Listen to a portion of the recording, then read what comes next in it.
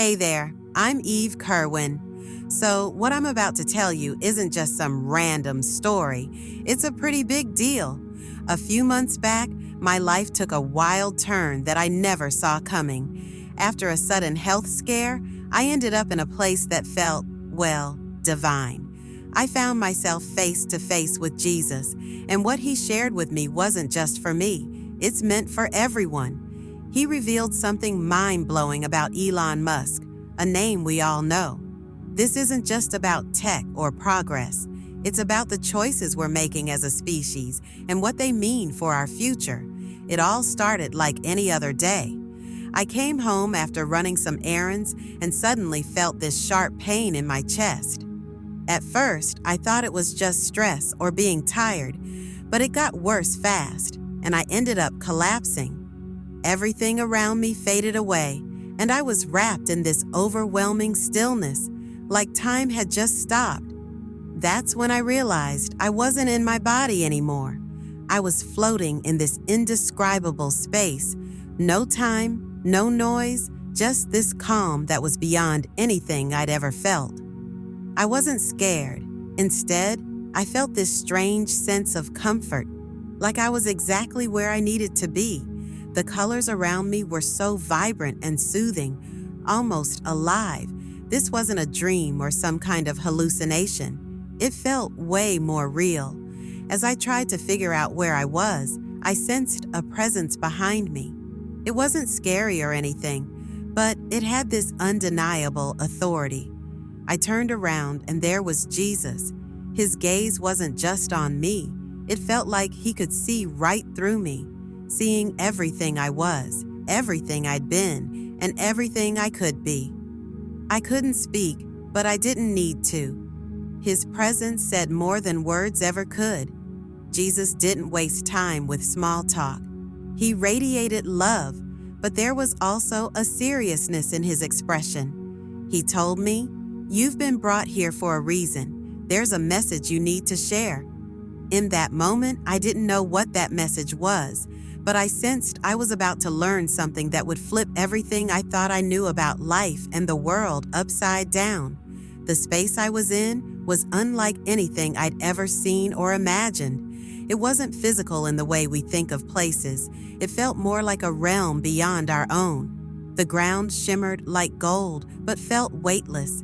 The air was filled with clarity, like every breath was packed with knowledge. Nothing was hidden, and everything felt interconnected, like I had stepped into pure truth. Jesus stood there, both comforting and awe-inspiring. His eyes had a depth that's hard to put into words, a mix of compassion, wisdom, and an urgency that I couldn't ignore. He raised his hand, and suddenly, scenes started unfolding around us. They weren't just visions like dreams or memories. I was fully immersed in them, living each moment as if it were my own. In these experiences, I saw the amazing potential of humanity. I witnessed acts of love and kindness, breakthroughs in technology, and people coming together in incredible ways.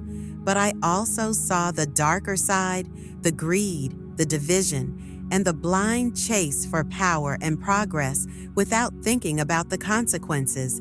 It was a tough contrast that made me feel both hopeful and heavy-hearted.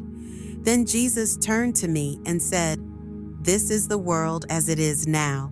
You're going to see what could happen if humanity keeps going down this path. But remember, nothing is set in stone. Your choices can change everything." His words hit hard, making me realize the responsibility of what I was seeing. I wasn't just meant to watch passively. I was there to understand and act. Meeting Jesus wasn't just a moment, it was a huge awakening. He was nothing like the images I'd seen in books or movies. His presence was so powerful, yet his eyes radiated love and compassion. It felt like standing in front of the very essence of truth itself. I couldn't find the words, but somehow he got what I was feeling. Every unasked question, and every doubt I didn't even know I had. When he spoke, it wasn't just to comfort me, it felt purposeful. "Eve," he said, You're here because the world needs to hear something important." His voice didn't just reach my ears, it echoed in my whole being. It was like every part of me soaked up his words, leaving a mark on my soul. I realized this was way bigger than just me. He raised his hand, and suddenly, a bunch of images and experiences started flashing before me. I saw people from all walks of life, faces filled with hope, fear, and determination. There were incredible tech wonders that felt almost magical, but had a creepy vibe to them. And then I spotted a name and face I recognized right away: Elon Musk. Jesus didn't need to explain anything. I just got it. Musk's work and vision were at the heart of all this. Jesus looked at me with a softer gaze and said, "This isn't about blame. It's about waking up. The choices made now will shape our future, and it's not just on one person, but on all of humanity." His words filled me with a mix of urgency and hope. I understood that while the future had its dangers, it also held endless possibilities for growth and redemption. When Jesus raised his hand again, I felt like I was thrown into the future of humanity.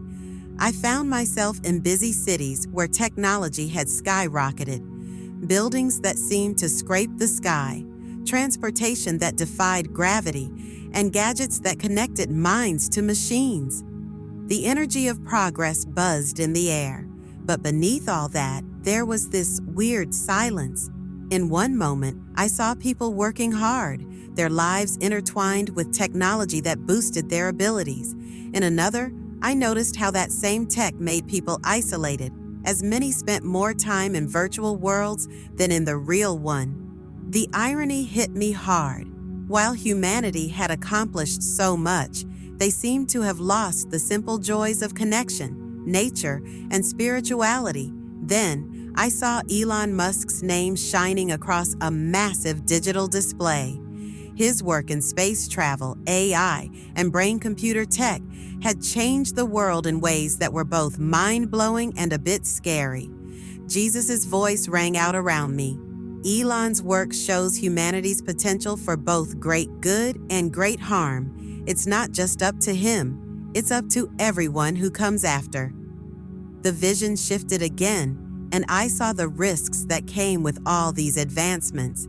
AI could solve huge problems, but it also started controlling parts of our lives that should be about free choice, like emotions and even morality.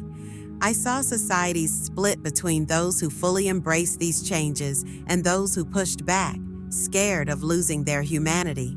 The tension was thick, but Jesus' voice broke through the noise, bringing clarity. This isn't set in stone, it's a turning point. The choices we make will decide whether these advancements bring us together or tear us apart. Technology is just a tool, but it shouldn't replace our connection to something bigger. His words felt more like a heartfelt plea for balance than a warning. I realized the vision wasn't about blaming Elon or his work. It was a shout-out for humanity to use its knowledge wisely, to mix innovation with compassion, and to make sure that progress didn't come at the cost of our spiritual well-being. There was so much potential for good, but also for harm. The choice was ours to make. As the vision zoomed in on Elon Musk, I saw his journey through a much bigger lens.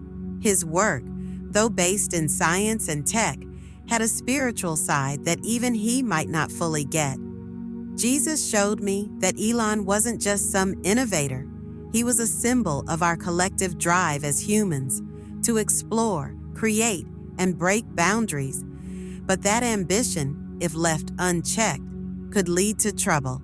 I was shown Elon's successes. So let's talk about SpaceX's missions to Mars and the amazing stuff happening with Neuralink and brain-computer interfaces, plus all those advancements in AI that could really help tackle big issues like poverty and disease. These are some serious achievements that could take humanity to new heights and bring hope to a lot of people. But along with all that success, there are some real dangers. The tech being developed has the potential to control, manipulate, and even change what it means to be human. Jesus spoke with a mix of firmness and compassion. He said, Elon isn't the enemy, nor is he the savior. He's just a guy with his own strengths and weaknesses. Just like everyone else, it's our collective choices that will determine whether his work leads us to enlightenment or enslavement. Those words hit me hard. They made me see Elon not as a hero or a villain, but as a vessel for possibility, a reflection of our hopes and fears. I noticed how people tend to idolize Elon, looking to him for solutions to problems that are really about deeper spiritual issues. They're searching for salvation through technology, forgetting that true salvation comes from God. Jesus got a bit serious and said, no person or machine can replace the soul's connection to its creator. Remind them of this truth. At the same time, I could see the incredible potential in what Elon is doing. If we approach space exploration with wisdom and humility, it could bring humanity together for a common goal. AI could reduce suffering, and brain-computer interfaces might cure diseases we thought were impossible to treat. The key message was clear. These tools aren't inherently good or bad. It's all about how we choose to use them. Jesus stressed the importance of discernment, encouraging us to use technology to uplift, not dominate. He said, the future isn't set in stone. It's shaped by the choices you make today. Use your gifts wisely, and they'll lead to life. Use them carelessly, and they'll lead to despair. This wasn't just about Elon Musk. It was about our responsibility as humans to balance ambition with ethics, progress with compassion, and innovation with spirituality. Jesus reminded us that no matter how advanced we get, we must always remember what makes us truly human, our connection to God, each other, and the truth. As I continued to reflect, I saw not just the potential of technology, but also the risks if we keep heading down the same path. Jesus' voice was urgent yet compassionate. He warned that the pursuit of progress shouldn't come at the cost of our souls. This wasn't meant to scare us, but to wake us up. Then I saw the consequences of unchecked ambition. Societies that used to thrive on cooperation were now torn apart. Technology that was supposed to unite us was instead creating a divide between those who had access to advancements and those who didn't. The inequality was glaring. Some folks were living lives of luxury with machines meeting their every need, while others were just trying to survive, left behind by a system they couldn't navigate anymore. In another scene, I witnessed AI not as a helpful tool, but as a master. People had given over decision-making to algorithms, trusting them to handle everything from healthcare to governance. But these systems lack the one thing that makes us human: empathy. Without it, decisions became cold and calculated, stripped of morality. Our greatest gift, the ability to love and connect, was being overshadowed by machines' efficiency. Jesus' words cut through my thoughts. Don't let the tools you create become your idols. They're meant to serve you, not control you. Remember, the soul can't be programmed. It's eternal, created in God's image. His message was clear. Humanity was on the verge of forgetting what really matters. But even amidst the warning, there was hope. Jesus showed me small communities that hadn't lost their way. These people embraced technology, but did so with wisdom and restraint. They focused on relationships, spirituality, and compassion, making sure that advancements enhanced rather than diminished their humanity. These were the seeds of a brighter future, proof that balance is possible. Jesus wrapped up this part of the vision with a heartfelt plea. The world will be tempted to chase power and control, but true strength lies in humility and love. Guide them back to this truth. The responsibility isn't just on one person or leader, it's on each of us to make choices that reflect our values and faith. The warning was serious, but the path forward was clear. Humanity could still choose to align with the divine plan. After all that, Jesus shifted focus to our spiritual well-being. He said, "The biggest danger isn't the technology itself, but losing our spiritual awareness when we misuse it." His words hit me like a light bulb moment. It's not just about the tools we create, it's about how we use them and what we value. It was all about how these tools can really distract us from who we truly are.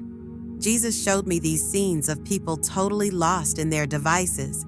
Families were sitting together, but totally disconnected, their eyes glued to screens instead of each other.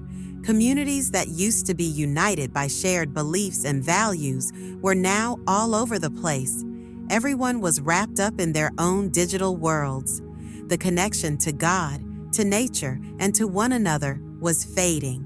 But then Jesus revealed something amazing. In the middle of all this disconnection, there were some folks who pushed back against the distractions. These people made time for prayer, meditation, and acts of kindness.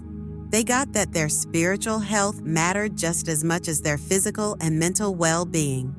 Jesus' message was super clear. Spiritual awareness is key. Without it, any progress we make feels empty. He stressed that we need to remember our divine roots. We're more than just our bodies. We're spirits created in God's image. Don't trade your eternal essence for quick fixes or convenience. His words weren't just a warning, they were an invitation to rediscover the joy and purpose that comes from living with spiritual awareness. I saw how this awareness could even change how we use technology. When we let faith and morals guide us, tech can become tools for healing, learning, and connecting with others. People could use their knowledge to take care of the planet, help those in need, and bridge gaps. The issue wasn't technology itself, it was the lack of spiritual grounding in how we create and use it. Jesus wrapped up this vision with a challenge. Tell them to seek first the kingdom of God, and everything else will fall into place. Progress without purpose is pointless, and purpose without faith is weak. Faith is the key. His words filled me with hope and determination. Humanity's future isn't just about cool innovations, it's about making sure those innovations align with God's will. After experiencing those profound visions and hearing Jesus' words, everything around me in the divine realm started to shift. The bright light dimmed a bit, and I felt this gentle pull, like I was being guided back. Jesus stood in front of me one last time, his gaze full of compassion and urgency. "Eve," he said, "the message isn't yours to keep. Share what you've seen. Some will listen, some won't. But your job is to speak the truth." I wanted to stay. The peace I felt in his presence was something I couldn't even put into words. But before I could say anything, the light began to fade, and I felt my physical body again. It was a jarring shift from the serenity of the divine realm. My chest hurt, my head was spinning, and I was suddenly aware of the chaotic voices and beeping machines around me. I was back the moment I opened my eyes. I could see the shock on the faces of the medical team. "She's back!" someone exclaimed, their voice a mix of relief and disbelief. A nurse leaned over me, her eyes wide. "You've been gone for over 5 minutes. We thought we lost you." I tried to speak, but the words just wouldn't come. How could I explain what I just went through? How could I describe the magnitude of what I saw? As I lay there recovering, the memories of the divine realm were still fresh. Every word Jesus spoke echoed in my mind, every vision stamped into my soul. It was a lot to take in, but I felt this undeniable sense of purpose. I knew I was sent back for a reason. This wasn't just about me surviving. It was about sharing a message that could help guide others. In the days that followed, as I got my strength back, I started to process everything I experienced. The medical team called my recovery a miracle, but I knew it was more than that. It was a calling. I couldn't shake the urgency of Jesus' words. Share what you've seen. I realized my life was spared, not just for me, but for others. When I finally got discharged, I went home with a whole new perspective. The world looked different now, brighter and more connected. I could see divine touches in everything, from the tiniest details of nature to the kindness of strangers. But I also noticed the distractions, the disconnection, and the frantic pace of life that kept so many from experiencing that same awareness. The challenge was clear. I needed to share the message, even if it meant facing skepticism or ridicule. I wasn't scared at all. Jesus had given me a purpose, and I was ready to dive in. My comeback to life wasn't just a second chance. It was a mission to help others reconnect with their faith, their humanity, and their Creator. The days right after my near-death experience were totally life-changing. Every moment felt packed with meaning, and I couldn't shake this sense of urgency that had settled in my heart. Jesus' words were always in my head. The message isn't just for you to keep. But how was I supposed to share something so deep with a world that might not get it or believe me? I started by looking back at my own life. Before all this, I thought I was living a meaningful life, working hard, taking care of my family, and trying to contribute to my community. But I realized I had been so caught up in distractions. I spent so much time chasing after goals and juggling responsibilities that I had lost touch with my faith and my Creator. With this new clarity, I knew I had to realign my life with the purpose Jesus had given me. So, I started each day with prayer and meditation, asking for guidance on how to share His message. I dove into Scripture like never before, discovering new layers of meaning in every passage. The more I focused on my spiritual growth, the more confident I felt about my mission. The next hurdle was finding the courage to speak up. Sharing my experience felt super intimidating. Would people think I was just making it up or looking for attention? But when I thought back to those visions, I realized the stakes were too high to stay quiet. This wasn't about me. It was about humanity's future. If I could inspire even one person to change their view or deepen their faith, it would be totally worth it. So I started small, sharing my story with close friends and family. Reactions were all over the place.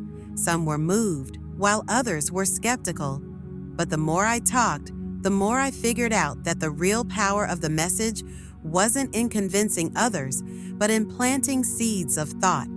It wasn't my job to force anyone to believe. It was my job to share the truth and let God work in their hearts. Before long, opportunities popped up. I got invited to speak at local churches and community events. Each time I shared my story with honesty and humility, stressing the urgency of Jesus' message and the hope in His words. The response was amazing. People came up to me afterward, sharing their own struggles and questions about faith. It became clear that many were craving the very connection Jesus had highlighted through my journey. I've learned that my mission isn't just about talking, it's about living the message, finding a balance between progress and spirituality, compassion and innovation. I hope to inspire others to do the same. This isn't just my story, it's a call to action for everyone to remember who we are, why we're here, and the Creator who loves us unconditionally. After all the intense warnings and revelations, Jesus showed me a glimpse of what could happen if humanity chose the right path. It was a vision of hope and harmony that still sticks with me. I felt like I had stepped into a world transformed by faith, wisdom, and compassion. This wasn't just a tech-driven utopia, it was a balance of innovation guided by spiritual awareness. In this vision, I saw cities full of life and purpose. Technology, while advanced, actually helped people in meaningful ways. Instead of isolating us, it connected us more deeply. Communities thrived not just because of material success, but because of shared values and a commitment to love and kindness. People worked together, using their talents to lift each other up instead of competing or dividing. Elon Musk's contributions were still a big deal in this vision, but they were shaped by a greater purpose. Space exploration brought nations together, fostering a sense of shared destiny as we reached for the stars. AI and neural tech were used to heal, educate, and empower rather than control or exploit. These tools, while powerful, were guided by a moral compass rooted in humility and care for everyone. What hit me the hardest was the focus on relationships. Families spent real time together, not distracted by screens or rushing around, but truly present with one another. Communities were built on trust, support, and shared faith. People weren't defined by what they owned or achieved, but by the love and kindness they shared. It was a world that reflected the divine design Jesus had intended for us all along. Jesus' voice echoed through this vision, reminding me that this future wasn't guaranteed, but it was possible. This is the potential of humanity. When faith and progress go hand in hand, that's when the magic happens, right? It's not always easy, but it's definitely within reach. Each of us has a choice to make. This positive vision really filled me with hope. It made me realize that the warnings I'd heard before weren't meant to scare me. They were more like a wake-up call. Humanity isn't doomed. Instead, we're getting a chance to realign with what God wants for us and to create a future that respects both our Creator and the amazing gifts we've been given. It reminded me that even when things get tough, the potential for good is always out there. When I came back to life, this vision became my guiding light. It showed me that the future isn't about ditching technology or shunning progress. It's about embracing it with intention and humility. We have the tools to make a better world. All we need is the wisdom to use them in ways that reflect our best values. This vision keeps me motivated, reminding me that with faith, love, and determination, anything is possible.